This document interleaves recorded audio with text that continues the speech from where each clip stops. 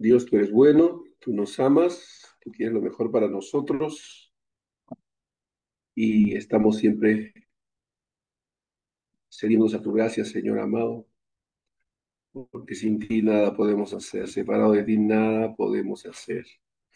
Gracias, Señor. Ahí está, gracias, Señor. Dios, tú eres bueno. Gloria a Dios. Muy bien, hermanos, un abrazo para cada uno de ustedes, ahí los que están en el Face. Nos alegra poder ponernos en contacto a través de medio. Ya estamos ahí. Entonces, vamos a dar inicio a nuestra lección, a nuestra clase, como todos los poneros en contexto. Desde los años 70 en adelante, los 80, los 90, se levantó un movimiento secularista, revisionista, le llaman revisionismo, revisionismo histórico, revisionismo cultural, el movimiento del revisionismo. Este movimiento del revisionismo puso en tela de juicio una serie de sucesos, tanto históricos como culturales, como de valores, etcétera, con el fin de innovar, cambiar, ¿no? Hacer una reestructuración de muchas cosas. Pero este sentimiento innovador, renovador, pero que esa tendencia a revisionista, también se introdujo en la iglesia. También se introdujo en la iglesia. De muchos hermanos cayeron en este tipo de tendencias y comenzaron a hacer revisiones sobre cosas ya establecidas, sobre cosas ya clásicas, verdades, revelaciones ya mostradas en la escritura, y algunos sucesos tanto históricos como culturales, como teológicos, bíblicos, ministeriales, etcétera. Entonces, como que hubo una innovación. Algunos pretendieron darle un barniz de renovación, de avivamiento, pero siendo que estaban transgrediendo o poniendo en tela de juicio verdades fundamentales y cosas básicas que tenían que ver con la vida cristiana, y por el fruto, pues es evidente que no era más que una ilusión y un engaño, ¿no? Una infectación de una tendencia humanista llamada en ese tiempo revisionismo. Entonces, el método que se ha usado para cobrar mayor espacio de influencia por estos grupos, estos movimientos, es el uso de la semántica. La semántica es el uso del lenguaje, o sea, un lenguaje aparentemente coherente, aparentemente lógico, pero usado con fines manipuladores y dándole significados y raíces de significados equivocados. Entre ellos está pues una mala comprensión de lo que es vivir para Dios, santificación, santificación progresiva, el deseo de que Dios quiere que vivamos vidas transformadas, etcétera. Entonces, hay como una vivencia meramente natural de la fe. ¿No? Mucha gente, muchos creyentes asumen la fe como algo meramente natural, como una adición a su vida normal, ¿no? O sea, bueno, ahora también soy evangélico, algo así, ¿no? Bueno, ahora también soy evangélico, o sea, pero no es una transformación, no es una experiencia viva con Dios, no está basado en la revelación escritural. Entonces, ese tipo de cosas se están viviendo, se están viendo. Y como dijo Jesús, nuestro Señor, por sus frutos los conoceréis. Pues la clave es el fruto. El fruto va a determinar si el árbol es bueno o el árbol es malo,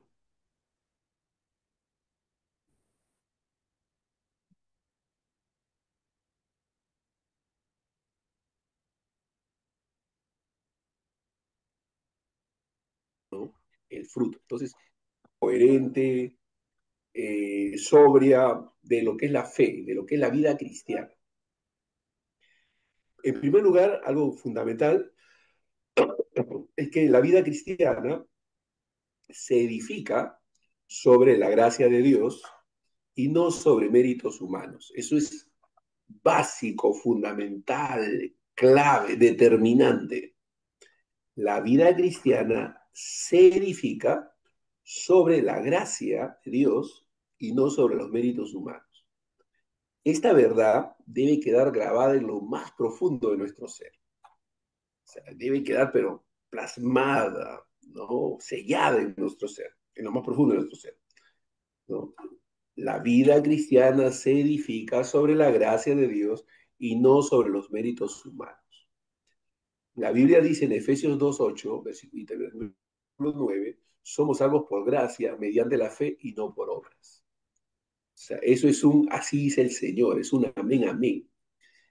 Sin embargo, aquí está la clave, sin embargo, esa misma gracia que nos alcanzó sin esfuerzo alguno, nos impulsa ahora a vivir una vida de obediencia, disciplina y amor.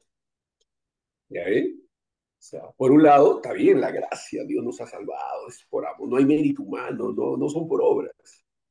Pero esa gracia que nos ha sobrecogido, que nos ha salvado, que nos ha alcanzado, que no está basado en méritos humanos, ahora esa gracia nos impulsa, nos mueve a vivir una vida de obediencia. O sea, está conectado, pues, es la consecuencia, es el fruto. Nos impulsa ahora a vivir una vida de obediencia, disciplina y amor. No como, no como un peso, no como un peso, sino como una respuesta agradecida a nuestro Señor. O sea, no como un peso, sino como una respuesta agradecida a nuestro Señor. Entonces, la obediencia, el deber, no debe ser asumido como una ley o una carga, ¿no? Como algo que no sea pesado. Jesucristo nuestro Señor dijo que su yugo es fácil y ligera la carga, y que sus mandamientos, porque hay mandamientos, no son gravosos. Sus mandamientos no son gravosos.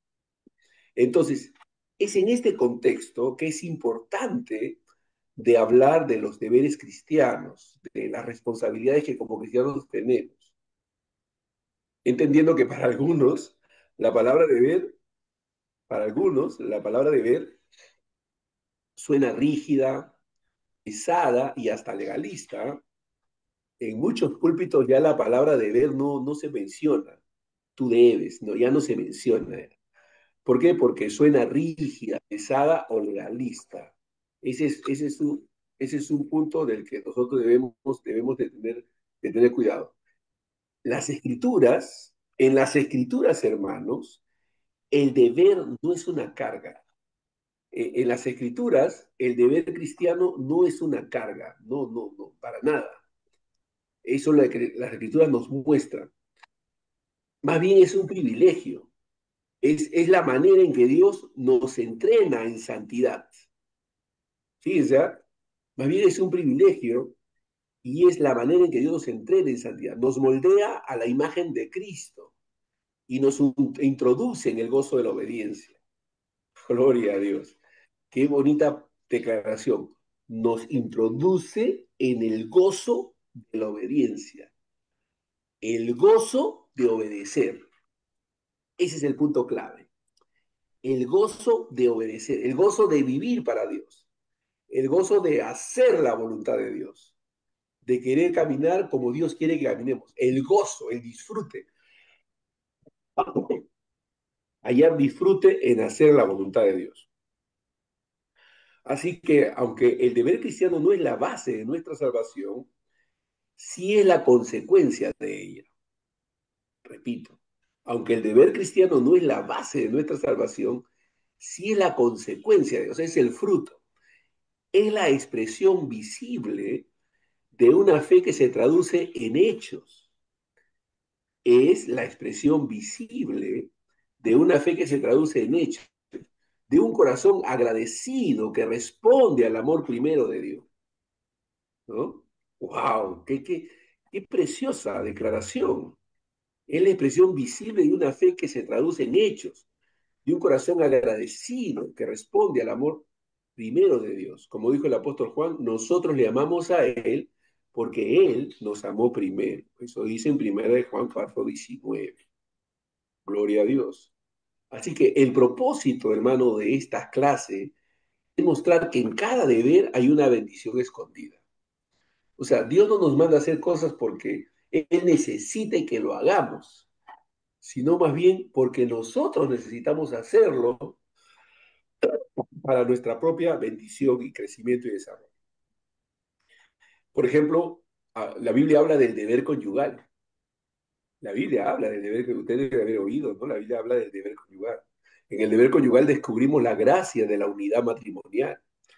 La Biblia habla del deber de honrar, ¿no? En el deber de honrar recibimos la promesa de larga vida. La Biblia habla del deber de amar, donde cumplimos la ley entera. Entonces, también habla del deber de perdonar, ¿no? Que nos permite experimentar libertad interior. Entonces, hay muchas referencias bíblicas a deberes que encierran grandes bendiciones para nosotros.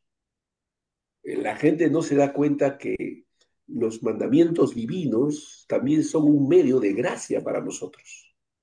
Los mandamientos divinos también son un medio de gracia para nosotros. Es una expresión de gracia divina, que Dios nos ordene o nos mande algo. Entonces, debemos buscar iluminación de Dios para poder redescubrir que la vida cristiana no es solo un privilegio, sino también responsabilidad, ¿no? En la que el poder de Dios, el Espíritu nos ayuda. No es solo un gozo, sino también un compromiso, pues, un compromiso gozoso, ¿no? Y que verdaderamente en esa dinámica se va a manifestar la verdadera bendición de caminar con Dios. Entonces, estos son elementos, ideas que debemos nosotros considerar. Ahora, la palabra deber, suele despertar diversas reacciones en el corazón humano. Algunos lo ven con recelo, como una imposición que coarta la libertad. Otros la asumen con resignación, pero inclusive como una carga inevitable de la vida. Sin embargo, y este es el énfasis, sin embargo, a la luz de la palabra de Dios, el deber se revela como un camino de bendición, una expresión de gratitud y un instrumento de formación espiritual. Un camino de bendición, una expresión de gratitud y un instrumento de formación espiritual.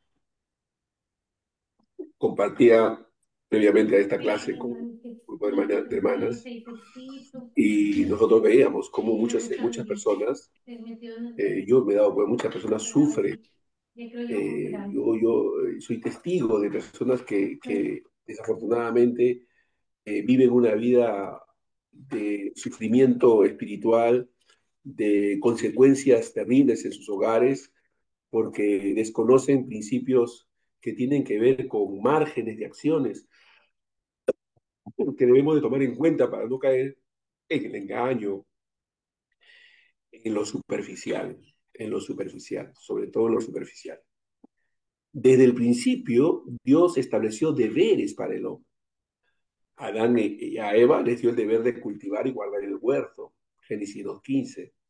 Al pueblo de Israel le dio los mandamientos como deberes santos que marcaban la diferencia entre ellos y las naciones. Y a la iglesia, Cristo le dio la gran comisión de hacer discípulos en todas las naciones. En cada caso, en cada caso, el deber no era una carga, ni lo es, sino una oportunidad de participar de la obra de Dios, ¿no? El deber cristiano se fundamenta en dos verdades inseparables. Primero en Dios, porque los deberes son actos de gracia. Este es concepto clave. Los deberes son actos de gracia. Los deberes son actos de gracia. Guardes ese pensamiento, le va a ayudar muchísimo. Sobre todo para no dejarse manipular por gente que habla de una irresponsabilidad espiritual en la que, a nombre de la gracia, vive de manera desordenada, sin aplicar principios espirituales de gratitud, de obediencia, de fidelidad, de fe. Entonces, son errores que se cometen y que tienen consecuencias lamentables, ¿no? Entonces, piensen esto, en Dios, se fundamenta en Dios porque los deberes son actos de gracia. Dios no tiene que obligarme a amar, no tiene que obligarme a perdonar, no tiene que obligarme a guardar fidelidad o mostrar misericordia. Él lo hace porque su naturaleza es perfecta. Sus actos son expresión de su esencia. Los actos de Dios son expresión de su esencia. También debemos asumir los deberes en nosotros porque los deberes son respuestas de gratitud y amor. Los deberes en nosotros son respuestas de gratitud y amor. En el caso de Dios, Dios nos manda a hacer cosas por gracia. Sus mandamientos no son gravosos, son actos de gracia para con nosotros. Pero por otro lado, nuestras respuestas, nuestros deberes son respuestas de gratitud y amor. Nosotros necesitamos ser recordados y vamos a cumplir con lo que agrada a Dios. Porque todavía luchamos con la carne. El deber es entonces un recordatorio santo de nuestra vocación de obediencia y al mismo tiempo un canal para recibir bendiciones espirituales. Da y se os dará, dice la Escritura. Da y se os dará, ¿no? Honrar a los que merecen honra, dice. Entonces, cuando la Biblia habla de deber, no lo hace en términos de esclavitud, sino de libertad. Aleluya. Qué precisión, ¿no? Esta declaración. Cuando la Biblia habla de deber, no lo hace en términos de esclavitud, sino de libertad. Jesús mismo declaró, mi yugo es fácil y ligera mi carga. O sea, hay un yugo, pero es fácil. Hay una carga, pero es ligera. Eso está en Mateo 11:30. Esto significa que cada deber cristiano, lejos de oprimirnos, nos libera del egoísmo, del orgullo, de la indiferencia. ¿Para qué? Para hacernos partícipes de la vida abundante que Cristo ha prometido. Entonces, hay varios deberes cristianos que abarcan distintas dimensiones de la vida. El deber conyugal, el deber de honrar, de amar, de perdonar y otros más que vamos a estar tocando en la medida que avancemos para que podamos tener una visión más amplia. Entonces, ahora, es importante entender que la intención no es imponer una lista de obligaciones, sino demostrar que la obediencia cristiana es fruto del amor. Es más bien mostrar que la obediencia cristiana es el fruto del amor. Como dijo nuestro Señor Jesús en Juan 14:15, si me amáis, guardad mis mandamientos. Entonces, quien ama a Cristo no ve los deberes como cadenas, sino como caminos, caminos que conducen a la verdadera libertad. Así que abramos nuestros corazones, dejémonos guiar por Dios y permitamos que podamos tener una visión más amplia de lo que significa nuestros deberes cristianos, ¿no? Hablemos, por ejemplo, del deber conyugal. Fíjense que el deber conyugal en la Escritura es presentado como el reflejo del pacto de Cristo y su iglesia. El deber conyugal es presentado como el reflejo del pacto de Cristo y de su iglesia. El matrimonio, en el plan de Dios, no es una invención cultural ni un arreglo humano, sino un pacto sagrado establecido por el Creador. Desde el principio, el Señor formó a Adán y a Eva para que fueran una sola carne. En ese diseño original, el matrimonio no solo busca la compañía mutua, la procreación y el disfrute de la vida compartida, sino que también sirve como figura espiritual de la unión de Cristo con su iglesia. Por esta razón, la Biblia presenta el matrimonio no solamente como un privilegio, sino también como un deber. El apóstol Pablo lo expresa claramente, el marido cumpla con la mujer el deber conyugal y asimismo la mujer con el marido. Aquí se nos enseña que la relación matrimonial implica responsabilidades mutuas que no deben ser descuidadas, pues al cumplirlas se refleja la fidelidad, la entrega y el amor de Cristo mismo. Entonces, es decir que el deber conyugal es una expresión de amor sacrificial.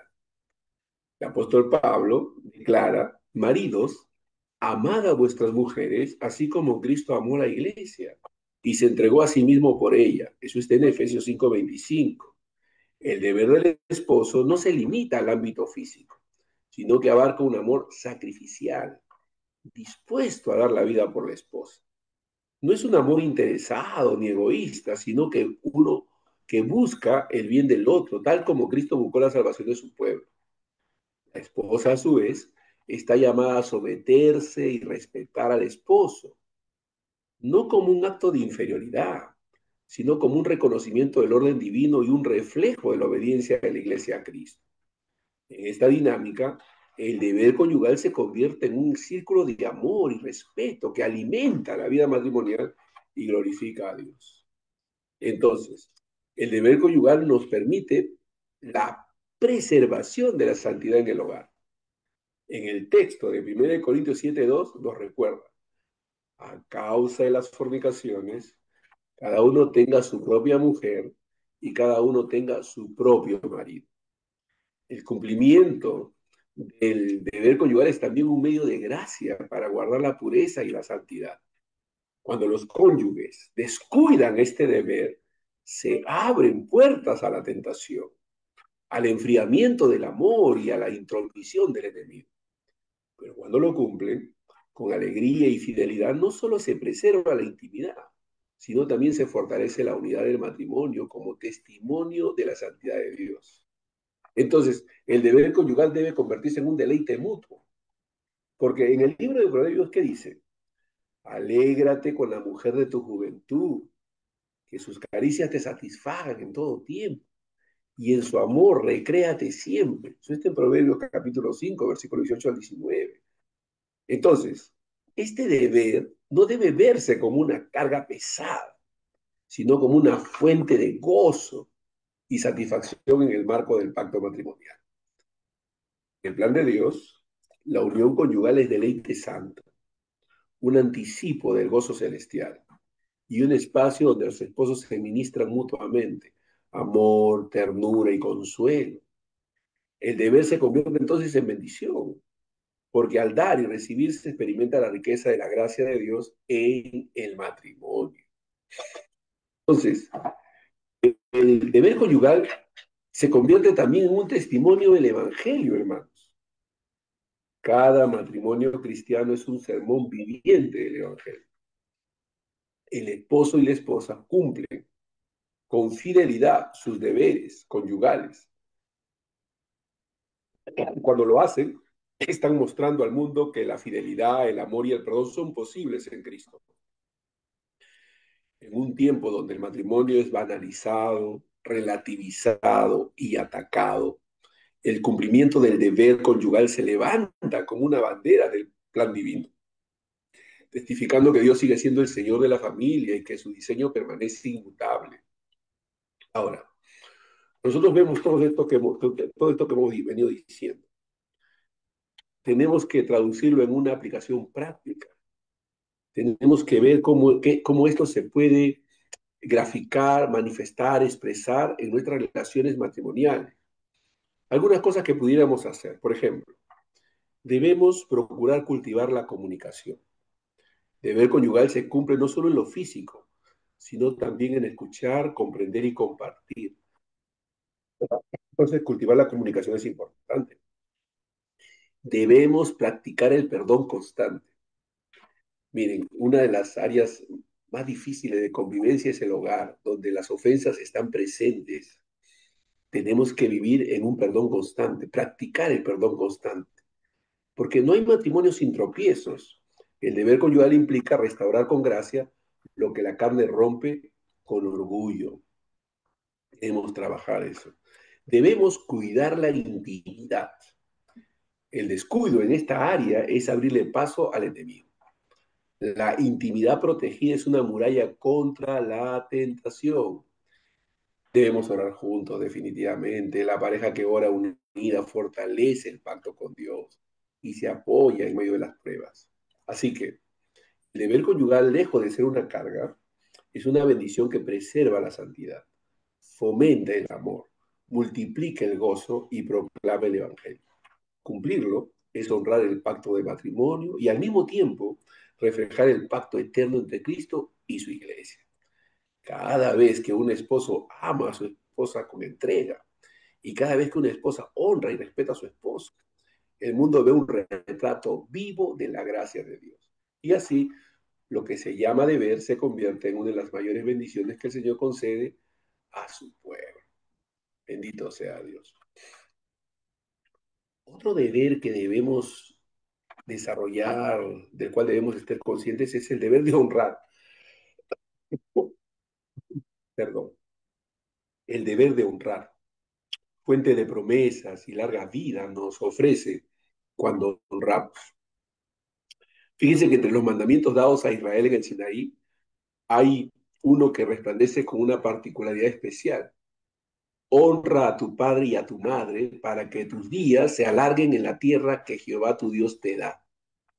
Pablo, retomarlo en el Nuevo Testamento, lo llama el primer mandamiento con promesa. Así le llama a Pablo. Quiere decir que la honra es más que respeto externo, es una actitud interna de reconocimiento, gratitud y obediencia. Honrar es reconocer el valor que Dios ha puesto en la autoridad que Él mismo establece, comenzando por la familia y extendiéndose a las autoridades civiles, espirituales y sociales. Cumplir el deber de honrar es caminar en obediencia a Dios. Y esa obediencia trae como consecuencia bendición, bienestar y plenitud de vida. Alabado sea Dios. La Biblia habla de honrar a los padres y es el fundamento del respeto. El hogar, hermanos, es la primera escuela donde se aprende a obedecer y a respetar. Los padres representan la primera autoridad que el niño conoce. La Biblia enseña que honrar a los padres es la base de una vida ordenada y bendecida. Quiere decir que honrar a los padres no es un acto opcional, sino un deber divino. Incluye obedecerlos en la infancia, respetarlos en la juventud y cuidarlos en la vejez. Quien desprecia a sus padres siempre arruina para sí mismo, dice Proverbios 30:17. Así que el Señor asocia la honra con la vida larga y plena, porque quien aprende a honrar en casa sabrá relacionarse bien en la sociedad y en la iglesia. Debemos también honrar a las autoridades, reconocer el orden de Dios, porque Pablo dice en Romanos 13:1, sometas de toda persona a las autoridades superiores, porque no hay autoridad sino de parte de Dios. Es decir, la honra se extiende más allá de los padres, alcanzando a los gobernantes, líderes espirituales y toda autoridad legítima.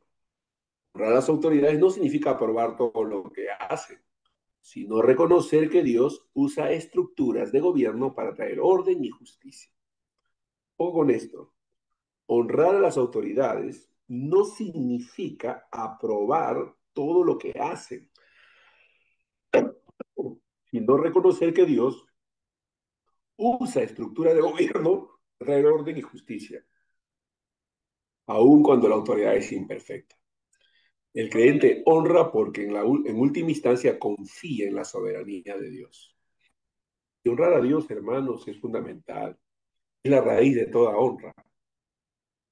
Todo deber de honra encuentra su fuente en el deber mayor, honrar al Señor.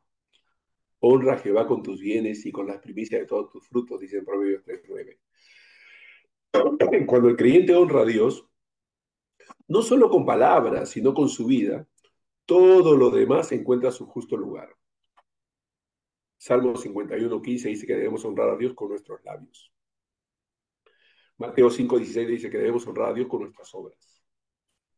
Proverbios 3:9 al 10 dice que debemos honrar a Dios con nuestros recursos. Entonces, la honra debe estar presente. El que honra a Dios honra a las personas en sujeción a Él. Y las promesas están ligadas a este tipo de honra. El mandamiento trae una promesa para que te vaya bien y seas de larga vida sobre la tierra, dice en Efesios 6:3. Quiere decir que no se trata de una fórmula mágica, sino de una verdad espiritual. La honra abre puertas de bendición. El que honra vive en paz, porque no está en rebeldía contra el orden de Dios. El que honra siembra respeto y cosecha respeto. El que honra recibe la bendición de la comunión con el Señor porque camina en obediencia. Ahora, Otra vez, pongamos esto en acciones prácticas, acciones concretas. Bueno, cuando se trata de la familia, debemos decidir cuidar, escuchar y valorar a nuestros padres, aunque sean frágiles e imperfectos. En la iglesia, respetar y apoyar a los pastores y líderes espirituales, reconociendo la autoridad que Dios les ha delegado. Y en la sociedad, procurar ser ciudadanos que honran, que respetan la ley y oran por las autoridades. En nuestra vida diaria, como todo debe ser hecho como para el Señor, honrando a Dios en cada palabra y acción. Entonces, quiere decir que el deber de honrar no es un simple consejo moral, sino un mandamiento con promesa. En él encontramos un principio que atraviesa toda la gloria a Dios. Cuando honramos a Dios y a las autoridades que Él ha puesto, cosechamos bendición, bienestar y plenitud. Alabado sea Dios. Entonces, quiere decir, hermanos, que la honra no es una carga, sino un privilegio que refleja nuestra gratitud y nuestro reconocimiento del orden divino. Y en cumplir este deber descubrimos que la vida misma se prolonga y se llena de paz porque la obediencia trae consigo el favor del Señor. Alabado sea Dios. Entonces, la Biblia también nos habla de otro deber fundamental y clave, que es el deber de amar. La Biblia dice que cuando amamos estamos cumpliendo la ley a plenitud, en su totalidad. En la Escritura, el amor no se presenta como una sugerencia opcional, ni como un mero sentimiento, sino como un mandamiento central de la vida cristiana. Jesús mismo afirmó, amarás al Señor tu Dios con todo tu corazón, gloria a Dios, con toda tu alma y con toda tu mente. Este es el primero y grande mandamiento, y el segundo es semejante, amarás a tu prójimo como a ti mismo. Estos dos mandamientos depende toda la ley y los profetas. Quiere decir que el amor debe convertirse en el eje rector de toda nuestra obediencia. Cumplir con el deber de amar es, en realidad, cumplir con la esencia de la ley de Dios. Pablo lo resume diciendo, el cumplimiento de la ley es el amor. Romanos 13:10. Entonces, debemos amar a Dios por sobre todas las cosas. El amor a Dios es el fundamento de todo deber cristiano. No se trata solo de reconocer su existencia, sino de entregarle todo nuestro ser, mente, corazón, voluntad y fuerzas. Amar a Dios significa buscar su gloria por encima de nuestros intereses. Amar a Dios implica obedecer sus mandamientos. Amar a Dios es deleitarse en su presencia, confiando en su bondad. Este deber nos recuerda que la verdadera adoración no es ritual, sino una vida rendida al amor divino. Y en consecuencia debemos también amar al prójimo como a nosotros mismos, porque el segundo mandamiento resume toda la dimensión horizontal de la fe. Amarás a tu prójimo como a ti mismo, dice en Mateo 22:39. El prójimo no es solo quien comparte nuestra sangre o nuestra fe, sino todo aquel que cruza nuestro camino, como se muestra ya en Lucas capítulo 10, versículo 25 al 37. Debemos amar al prójimo y esto incluye, hermanos, tener compasión hacia los necesitados, respetar a todos los hombres, tener paciencia en la convivencia diaria. Quiere decir que este amor práctico se convierte en un testimonio vivo del Evangelio. Jesús dijo, en esto conocerán todos que sois mis discípulos, si tuvieres amor los unos para con los otros. Eso está en Juan 13:35. Fíjense, debemos amar incluso a los enemigos. Bendito sea Dios. El amor cristiano rompe barreras y supera límites. Jesús enseñó, amad a vuestros enemigos, bendecid a los que os maldicen, haced bien a los que os aborrecen. Eso está en Mateo 5:44. Entonces, amar a los enemigos no significa aprobar su maldad, sino reflejar la misericordia de Dios que hace salir su sol sobre justos e injustos. Este deber revela la diferencia radical entre el amor humano, que es selectivo y condicional, y el amor de Cristo, que es universal y redentor. El amor es el fruto del Espíritu de Dios, hermano. El deber de amar no puede cumplirse en nuestras fuerzas. El amor genuino es el fruto del Espíritu de Dios morando en nosotros. Dice en Gálatas 5:22, más el fruto del Espíritu es amor. Esto significa que el deber de amar es al mismo tiempo un regalo de la gracia. El creyente que vive en comunión con Dios experimenta cómo el Espíritu derrama amor en su corazón. Romanos 5:5 dice que el amor de Dios ha sido derramado en nuestros corazones. Por eso, cumplir con este deber no es una imposición externa, sino una manifestación interna de la nueva vida en Cristo. Aleluya. Siempre debemos ver el lado práctico de estos conceptos, de estas preposiciones. Por ejemplo, en el hogar debemos amar al cónyuge y a los hijos con paciencia, cuidado y ternura. En la iglesia debemos mostrar amor fraternal, soportando debilidades y edificando en unidad. En la sociedad debemos responder con respeto y misericordia aún frente a la hostilidad. Y en lo espiritual cultivar la devoción a Dios dándole el primer lugar en todo. Bendito sea Dios. Quiere decir que el deber de amar no es una obligación vacía, sino la esencia misma del Evangelio. Amar a Dios, al prójimo y aún a los enemigos es vivir en la plenitud de Cristo.